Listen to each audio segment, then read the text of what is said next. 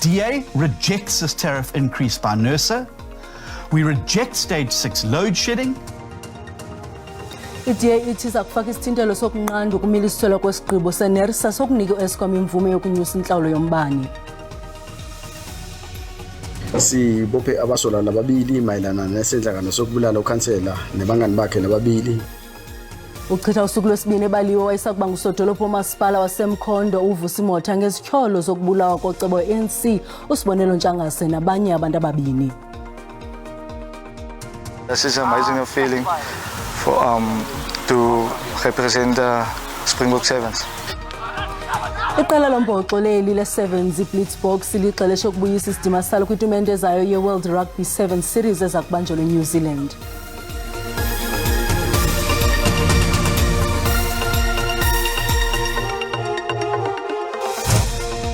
Molweni emakhaya samkele nababukeli kwiqonga le-DTT. I-SABC News iyokwethulela i-channel entsha yendaba zabalimi wesintu ngo-2023. African News Channel eka-DTT itakweshela mahungu hi ririmi ra wena. Ngakho-ke zithole ngesiZulu, ngesiXhosa, Limi la Setswana, Afrikaans, Xitsonga, kaSepedi, kaSesotho, ngaTshivenda, ngesiBesiswati, ngesiNdebele. Ndinafana ka SABC shimaka mutingathi uyitela ukwadisela mafungo ngabambo radamuni. amahora angamashumi-24 nsuku zonke. Khumbula futhi ngolimi lwakho.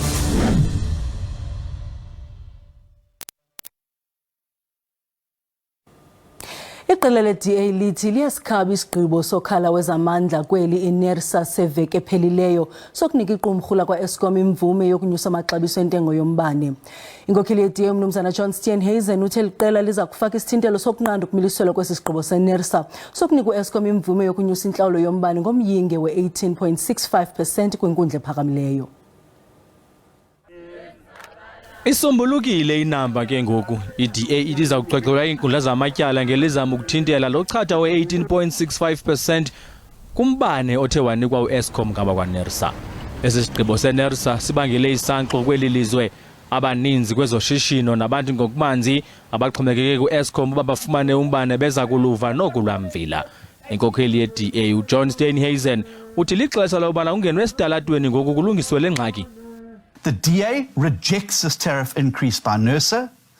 We reject stage 6 load shedding, and we reject government's poor response, or rather their complete lack of response, to the biggest crisis our country has faced in the history of our democracy. We have therefore instructed our lawyers to apply to the High Court of South Africa for the interdict against the implementation of the increase, pending the following relief. Firstly, to have NERSA's decision of the 12th of January 2023 declared inconsistent with the Constitution of the Republic of South Africa, to have it declared invalid, and to have it set aside. uSteenhuisen umemelele kubemi boMzantsi Afrika kobana mabaphakamisa ingalo ngoku babajoyine xa bezabe beqhankqalaza phambi kweofisi ze-ANC kwiveki ezayo ngelikhalazela uqhawuqhawuka kombane. Ndingu-Abongile Dumako kwindaba ze-SABC eGauteng.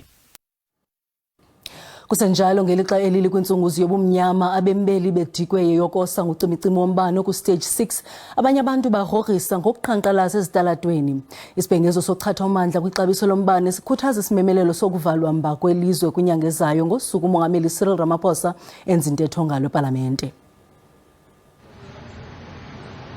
Umbhodamo kacimicimi kweli uyawuthatha olunye unyawo. Isibhengezo sika-stage 6 thetha ukuba uninzi luhlala ngaphandle kombane phantsi emini yonke. uMashia Mutsamayi ungunovenkile iminyaka engaphezulu kweshumi. Uthi ubesoloko lithemba kodwa ngoku uthengisa ayikho ngenxa kadanyacimi. uMutsamayi uthi le meko iqhwalelisa nempilo yakhe. Mentally, emotionally, it affected me a lot because I'm drinking tablets now. Because sometimes you think, even at night you can't sleep. You have to think, what am I going to do tomorrow? What am I going to please my people that depend on me? Elinye ixhoba lombane ongekhoyo nguThami Mazibuko oseshishine kule venkile iminyaka engama-28. Uthi abantu abaseze evenkileni ngenxa kacimicimi wombane esithi abantu abanakuthenga ukutya abangazukwazi ukukupheka kuba kungekho umbane. Very, very badly.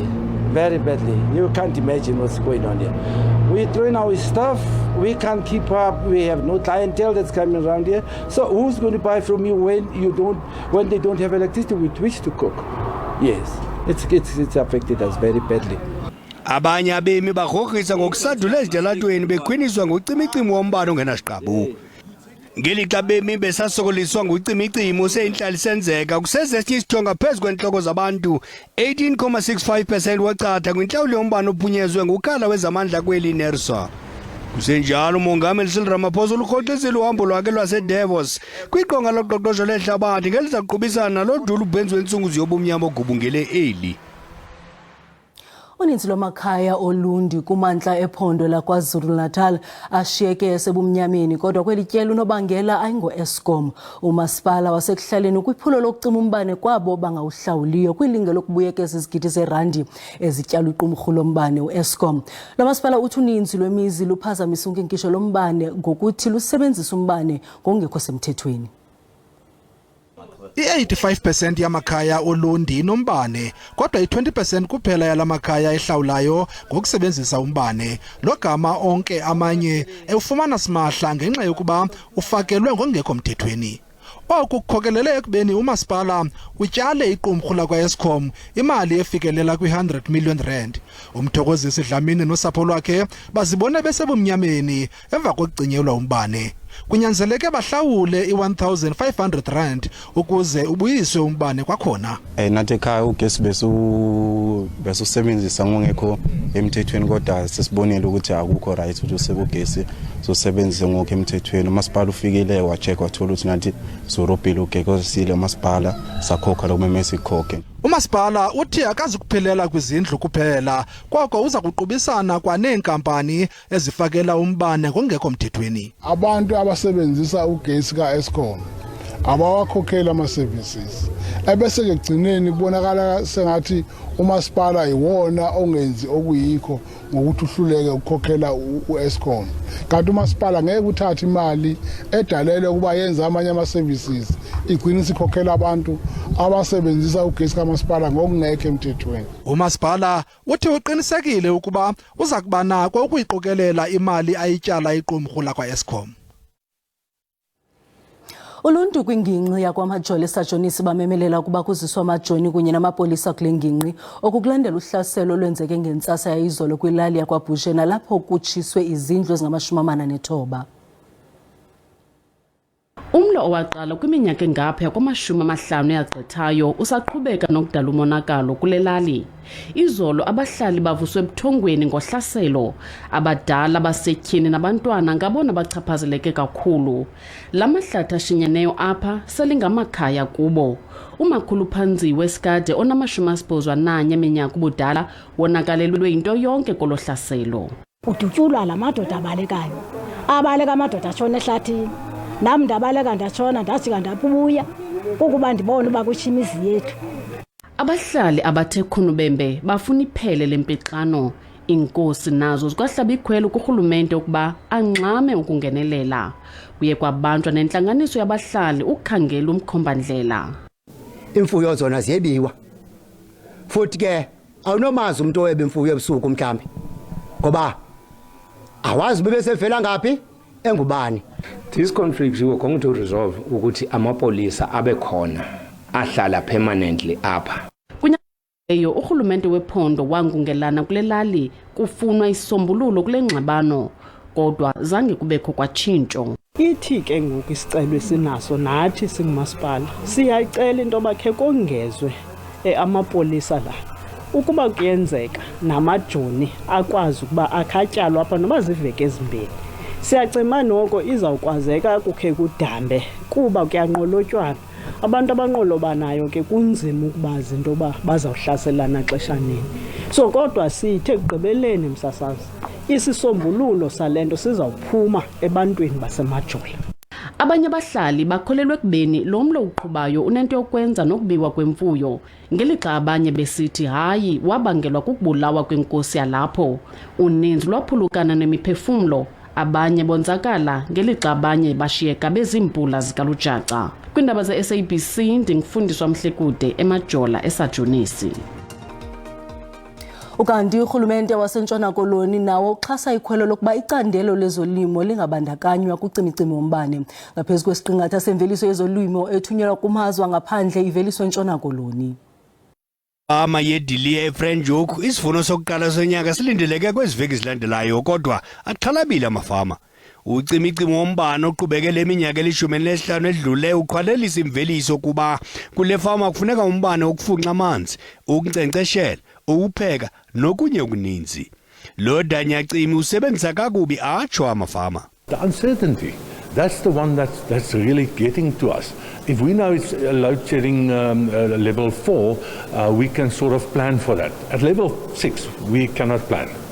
Umbutho wamafama e-Agri Western Cape uthi indleko zombane kwamanye amafama ezazi-145,000 ngeveki zinyuke zafikelela kwi-900,000 ngeveki indleko zokuthenga idizili zenjini. If anybody thinks we're not in a crisis, they're living in a dream world. We're in the midst of a crisis, and it's going to impact the financial sustainability of producers. Urhulumente wasentshona koloni useke ikomiti yentlekele yezamandla ekhokelwa yinkulu-baphathiswa. And it's not so easy to just simply say, go green, go solar, because that's a long-term investment and many farmers do not have that capital investment. It is a disaster. Will also impact on food security on the African continent. NgoLwesihlanu umphathiswa wezolimo unkosikazi Thokozedidiza ukhwebe inhlanganiso yababandakanyekayo kuboniswana ngolwamvila lukacimicimi kwezolimo. Sekusekwe iqela likazwelonke. Umbutho we-EFF ufake amaxwebhu kwinkundla yomgaqo-siseko uphikisa ilinge likamongameli Cyril Ramaphosa lokuphonononga kubekelwe bucala ingxelo yegqiza le-Section 89 elaliphanda ibholo ngefama yakhe Phalaphala. Lo ngxelo yafumanisa ukuba kungabakho ibatha kumongameli into leyo engathetha ukuba likhona ityala anokuliphendula. Ingcali yezomthetho uMnumzana Mpumelelo Sikalala ithi ukuba liyaphumelela ilinge likamongameli lokuphonononga kubekelwe bucala lengxelo okwakuthetha ukuba ipalamente mayiyeke ukuphanda lo mba wePhalaphala. Oku kungathetha kuphela ukuba uphando malungaxhomekeki kulo ngxelo yegqiza le-Section 89. Ubanjiwe wayesakuba ngusodolophu umasipala wase-Mkhondo uvusimotha kwaye uza kuchitha ubusuku besibini ebaliwe. Okukulandela ukubulawa koceba we-ANC uSibonelo Ntshangase kunye nabanye abantu ababini. Motha ubanjwe kunye noSifiso Sangweni ngamatyala okufunyanwa benemikhono yekati engekho emthethweni kunye nembumbulu ngomvulo. uSibonelo Ntshangase nguceba wesibini ukunyuswa mafu kwinyanga nje ezimbini kwiphondo laseMpumalanga. Ngomvulo, umphathiswa wamapolisa uBhekicele ubhengeze ukuba konyulwe igqiza eliza kujongana nale nyeyo yokubulawa kwabantu ngenxa yezopolitiko eMpumalanga. Ukubanjwa ngokukhawuleza kwabo barhanela ngesisithwakumbe sokubulawa kukaNtshangase, uSizwe Mbingo kunye noSabelo Ntlako kuzise ukuxola ke noko kwiintsapho zabo nezimemelela ukuba ingalo yomthetho idlale indima yayo. We are saddened by the passing of Sibonelo. He was young and had children to take care of. I hope the people that killed him could be punished because we were in so much pain. Ulele eqamele ngenqindi ngomvulo owayesakuba ngusodolophu wamasipala waseMkhondo uvusimotha kunye nogxa wakhe uSifiso Sangweni.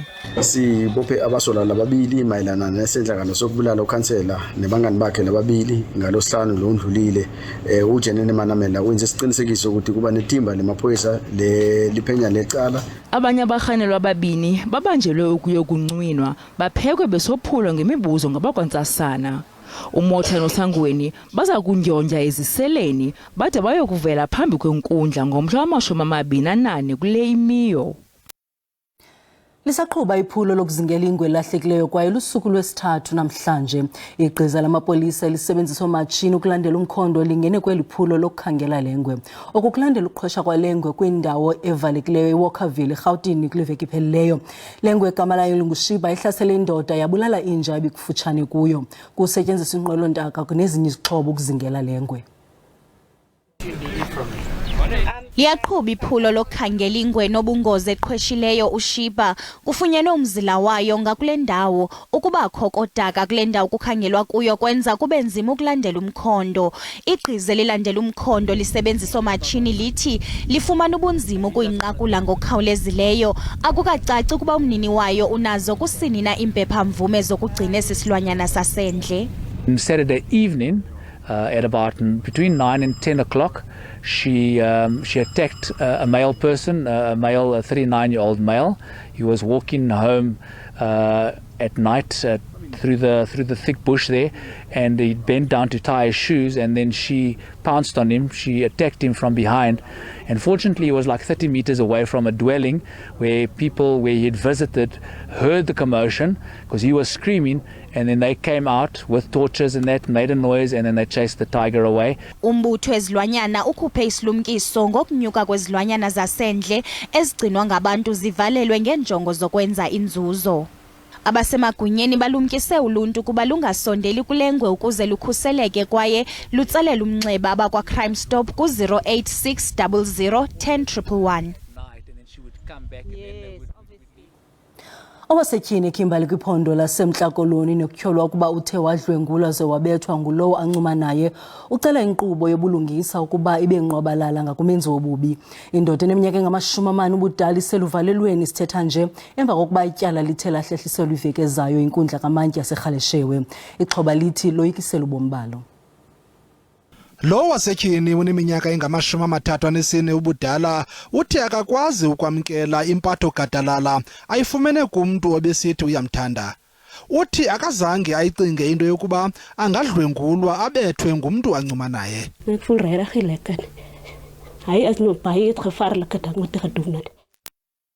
Tekile lento andenze yona andikhange ndiyilindele kuye. Ndifuna agwetywe angaze aphinde aphume, andifuni nokuphinda ndimbone. Usapho lwakhe luthi belungayazi ukuba umtyholwa uyingcuka eyambethe ufele legusha. The family is feeling very bad and very disappointed in him because he was someone who used to come also around, and now to do this to them, it's very disappointing. Because what he did is very gruesome. Abamelwane ngabo abangeneleleyo babiza amapolisa. He must go to jail and he must not come back because of the other people is going to get it. So we have to stand up all the men to show other men. If the woman says no, it's no. Kusenjalo abezotshutshiso kwelityala bathi bakwaphanda izityholo zodlwengulo ezayamene nomtyholwa. Ukanti enkundleni kukwavele ukuba umtyholwa lo uke wabanjwa ngaphambili ebanjelwa ukutshisa. Kwezemidlalo iqela lombhoxo leli le-7 Blitzboks lixelesha ukubuyisa isidima salo kwitumente zayo zakubanjelwa eNew Zealand ye-World Rugby 7 Series. iBlitzboks zoyisakala ngethuba besindlekele etumente eKapa kwinyanga ephelileyo nalapho zaba kwindawo yesine emva kokubethwa iSamoa kwi-semi-finals. Emva kwekhefu elifutshane leholidays eChristmas, imidlalo yombhoxo ye-7s iyabuya kwakho kule mpelaveki. Iqela leli le-7s iBlitzboks zijonge ngabomvu lesizini kwaye umqeqeshi weliqela lasekhaya uSandile Ngcobo wenze inguqu ezine kwiqela lakhe elagqiba kwindawo yesine kwitumente ibiseKapa kwinyanga ephelileyo. Oku kuza emva kokuba uMula Du Plessis noJC Pretorius bethe bashiya kweliqela bayokujonga amathuba kumaqela ombhoxo adlala abadlali abali-15 ngelixa uBranco Dupré yena ethathe umhlala phantsi kwimidlalo yehlabathi ye-7s. Oku ke kuvulele ithuba abadlali abatsha abafana noSelvin Davids, uSean Williams noJayden Barron. All the best for the weekend. Congratulations on your Springbok 7s jersey that you get an honor to receive now, and I really hope that you enjoy the weekend. Yeah, it's a massive honor and a privilege to get a Springbok 7 jersey from my captain, and this is an amazing feeling for to represent the Springbok 7s. Ukanti umpondo zihlanjiwe kweliqela uRyan Oosthuizen naye kulindeleke aqale kule mpelaveki kwaye uthi uyijonge ngabomvu letumente. uOosthuizen uza kuba edlala okokuqala kumhlaba waseNew Zealand. 6 years I've been with the system now, and like you said, it's my first time playing in New Zealand and Australia. But yeah, it's exciting. I've seen everything. I've been around the block, but it's still like it to experience something for the first time. Waletumente kukho iSamoa, iFiji, iFrance neKenya. Abasindleki iNew Zealand bakupool B neBritane, iHong Kong, iAustralia neTonga. uMzantsi Afrika uza kuba kupool D neArgentina, iSpain kunye neCanada.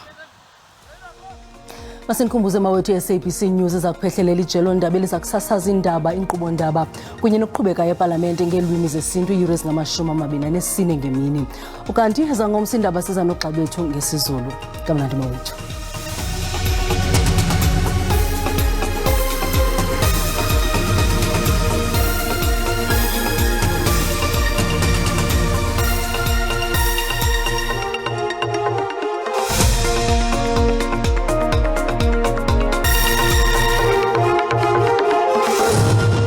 Kasibili bethuna ezindabeni ndiyabuyisa kwemzontsunda apha ekhaya ndikwamkela kaloku apha eskeni yethu yemozulu nansi ke eyakutshanje siqale ngokujonga ingxelo yethu ke yemvula nomoya ngokuhlanje khona ukusibe kuloqatha kakhulu nje phantse lonke futhi elaphondo lempuma kololo khona ukubhudla ukuqatha komoya phaya enqomeni egqaberha kunye kwakajalo ke phakathi koBhishwe Monti ePort St John Semthatha ekomana amazantsi futhi eLesotho napha kumazantsi aseFree State nalo lonke futhi ke nje elaphondo laphaya eNorthern Cape ngo-30% ke ngokuhlanje kaloku sasibekele impela futhi phaya ephondweni lasempumalanga ngomse ke bokolwam futhi bevuswa zizibhaxo zenkungu kumazantsi KwaZulu-Natal embindini futhi phaya empuma koloni kanti kusebekele impela futhi eFree State eNorth West nakulo lonke nje iphondo laseLimpopo naso ke futhi ke esasilumkiso kaloku sobushushu ke obugqithise kakhulu leke sibiza ngeheat wave ngabla ke makhumsha nakumphaka ko eThekwini kakhulu futhi kubukele kakhulu kuyatshisa impela yonke nje ukuhlwa namhlanje ephondweni kwakhona phaya entshona kolona kaloku ke lamililo yamandla kakhulu phaya eNorthern Cape eAppington nengingqi nje ezikufuphi amaqondo obushushu kodwa phansi ngokuhlwa namhlanje njengoba benishilo kuba kutshisa ngeyona ndlela phaya kwelaphondo lempuma koloni phaya ekomani namhlanje 19 eRhafu ngama-21 fana ke phofu naphaya eKaladokwe komakhanda futhi sengu-21 kana phaya eGqaberha ke ngu-22 phaya eMonti futhi eMndantsane eziphunzana eAmalinda futhi kaloku ngu-22 kanti eMthatha ibuye nje kuphole kamandi nge-19 kodwa phaya koPeter Monitzburg ku-17 kanti kuyatshisa mpela eThekwini ngama-23 anesithathu amaqondo ke obushushwa phezulu ngokuhamba kosuku phaya ngomso inqazini impela mangqinisa mbukelo wami kakhulu phaya ephondweni leNorthern Cape njengapha ko-Appington ngo-40 ozawuthi utshise kakhulu diyara kumbindi apha eMzantsi Afrika futhi ngawo la-37 eBloemfontein futhi kushisa kakhulu ngo-35 Bethlehem futhi buye bengu-30 kanti phaya eJohannesburg ngama-29 ngokuja phaya ke-Pretoria kutshisa kakhulu emva kwemini ngomso ngama-31 Polokwane phole kamnandi ke noko pha ngo-29 kanti kushisa mpela phaya eLimpopo eMusina ngo-34 liphayele futhi nguye u34 mnandi ngokuqhude nengoza ndikuthanda kangaka xesha lemyoli